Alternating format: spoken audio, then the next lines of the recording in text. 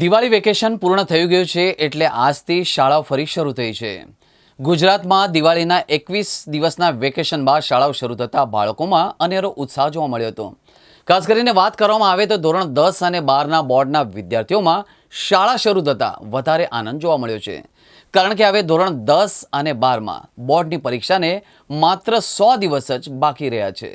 નોંધનીય છે કે 21 દિવસના દિવાળી વેકેશન બાદ શાળા કેમ્પસ ફરી ધમધમતા થયાની સાથે બાળકો શાળા તરફ હર્ષ સાથે જોવા મળ્યા હતા।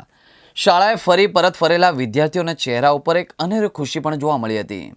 બાળકો માટે શાળા એ પોતાનું બીજું ઘર હોય છે। પોતાના ઘર પછી જો બાળકોને સૌથી વધારે ક્યાંક મજા આવતી હોય એ તો શાળા છે।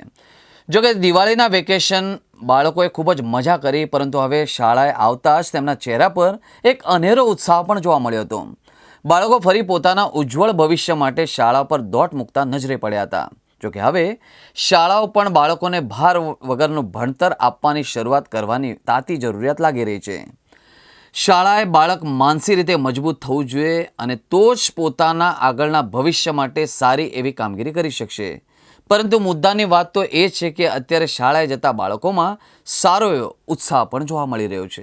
21 દિવસના દિવાળી વેકેશન બાદ આજે 18 તારીખથી વિદ્યાર્થીઓ સેકન્ડ ટર્મ માટે શાળામાં આવ્યા છે।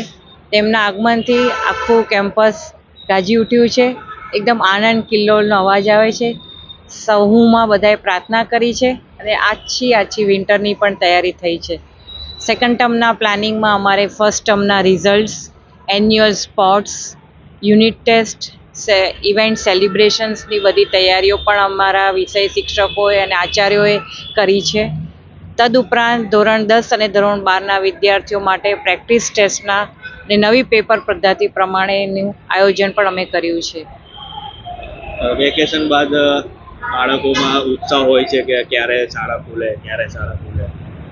હા, વિદ્યાર્થીઓને તેમના સાથી મિત્રોને મળી સાથે નાસ્તો કરવાનું, સાથે રમવાનું, સાથે ભણવાનું બહુ ખૂબ જ ગમે છે। તો આજે સારી એવી હાજરીથી આજે સેકન્ડ સેમિસ્ટરનો પ્રથમ દિવસ ઘણો જ આનંદદાયક રહ્યો।